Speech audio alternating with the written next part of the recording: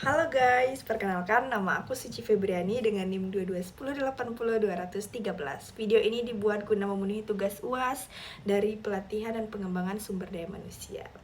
Nah, perkembangan teknologi yang sangat pesat telah membawa perubahan besar dalam berbagai bidang, termasuk dalam dunia pendidikan maupun pelatihan.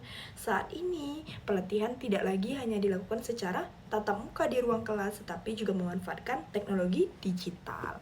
Hal ini bertujuan agar proses pembelajaran menjadi lebih fleksibel, efektif, dan efisien.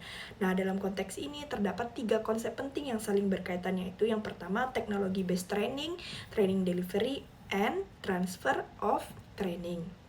Jadi, ketiga konsep ini berperan penting dalam memastikan bahwa pelatihan dapat berjalan dengan baik dan memberikan dampak nyata bagi peserta. Nah, yang pertama yang mengenai teknologi based training atau TBT. Jadi, teknologi based training ini merupakan metode pelatihan yang memanfaatkan teknologi sebagai media utama dalam proses pembelajaran. Jadi, teknologi yang digunakan dapat berupa komputer, internet, aplikasi pembelajaran, video interaktif, learning management system, hingga simulasi digital. Jadi, teknologi based training ini sebenarnya bertujuan untuk meningkatkan akses pembelajaran serta memungkinkan peserta belajar kapan saja dan di mana saja. Metode ini sangat relevan di era digital saat ini karena mampu menyesuaikan dengan kebutuhan peserta yang beragam. Nah, bentuk-bentuk teknologi based training ini sangat banyak sekali jenisnya. Jadi beberapa bentuk teknologi ini bisa dapat learning, jadi pelatihan berbasis online melalui platform pembelajaran digital. Kemudian webinar dan virtual class itu seperti pelatihan yang dilakukan secara langsung melalui video conference. Selanjutnya ada computer based training atau CBT, itu dimana pelatihan ini menggunakan program komputer tanpa koneksi internet. Ada juga mobile learning atau m-learning, ini merupakan pelatihan melalui perangkat mobile seperti smartphone dan tablet. Ada juga simulasi dan gamifikasi, di mana pelatihan menggunakan simulasi interaktif dan elemen permainan untuk meningkatkan keterlibatan peserta. Bulannya itu fleksibel dalam waktu dan tempat, kemudian menghemat biaya pelatihan, materi mudah diperbaharui, dan juga peserta dapat belajar sesuai kecepatan masing-masing. Nah, ada juga kelemahannya di mana kita itu sangat membutuhkan akses teknologi dan internet, kurangnya interaksi sosial langsung, dan juga membutuhkan disiplin belajar yang tinggi dari peserta pelatihannya.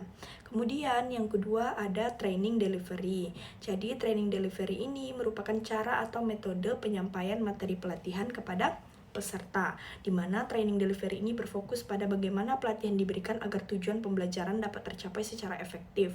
Metode penyampaian yang tepat akan sangat mempengaruhi pemahaman dan keterlibatan pesertanya. Training delivery ini juga ada jenis-jenisnya, di mana seperti instructor-led training, di mana pelatihan yang dipandu langsung oleh instruktur baik secara tatap muka maupun online. Ada juga blended learning, di mana kombinasi antara pelatihan tatap muka dan pelatihan yang berbasis teknologi. Ada juga self-paced learning, di mana peserta belajar secara mandiri tanpa jadwal yang ketat. Terus juga ada on the job training, di mana pelatihan yang dilakukan langsung di tempat kerja sambil mempraktikkan tugas. Nah, faktor penting dalam training delivery ini juga ada beberapa faktor yang harus kita perhatikan dalam training delivery, yaitu antara lain yang pertama, karakteristik peserta. Karakteristik peserta pelatihan, tujuan pelatihan, materi yang disampaikan, kemudian media dan teknologi yang digunakan, serta kompetensi instruktur. Nah, training delivery yang efektif ini juga tidak hanya menyampaikan materi, tetapi juga mendorong partisipasi aktif peserta agar proses pembelajaran menjadi lebih bermakna. Nah, yang ketiga ada transfer of training. Transfer of training merupakan metode atau sejauh mana pengetahuan, keterampilan, dan sikap yang diperoleh dari pelatihan dapat diterapkan oleh peserta dalam situasi yang nyata, seperti di tempat kerja atau dalam kehidupan sehari-hari. Pelatihan dikatakan berhasil apabila hasilnya benar-benar digunakan dan memberikan dampak yang positif. Nah, jenis-jenis transfer of training ini yang pertama ada positive transfer, di mana pelatihan ini membantu meningkatkan kinerja peserta.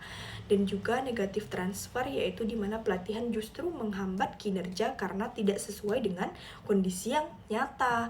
Ada juga near transfer, di mana penerapan penerapan hasil pelatihan pada situasi yang mirip dengan materi pelatihan. Ada juga VAR transfer. Nah, VAR transfer ini penerapan hasil pelatihan pada situasi yang berbeda dari konteks pelatihan. Nah, faktor-faktor yang mempengaruhi transfer of training ini ada beberapa, yaitu yang mempengaruhi keberhasilan sebuah transfer of training itu yang pertama ada motivasi peserta, dukungan lingkungan seperti guru atau atasan atau sebuah organisasi, ada relevansi materi pelatihan, kesempatan untuk mempraktikkan hasil pelatihan, dan juga evaluasi dan umpan balik setelah pelatihan. Tanpa transfer of training yang baik, pelatihan hanya akan menjadi aktivitas formal tanpa manfaat jangka panjang begitu. Nah, untuk kesimpulannya teman-teman, teknologi based training, training delivery, dan juga transfer of training ini merupakan 3 komponen penting dalam sistem pelatihan modern saat ini. Nah, teknologi based training menyediakan media dan sarana pembelajaran yang fleksibel dan inovatif. Training delivery memastikan bahwa materi pelatihan ini disampaikan dengan metode yang tepat dan efektif. Sementara itu, transfer of training ini menjadi tolak ukur keberhasilan pelatihan karena menunjukkan sejauh mana hasil pelatihan dapat diterapkan dalam praktik nyata.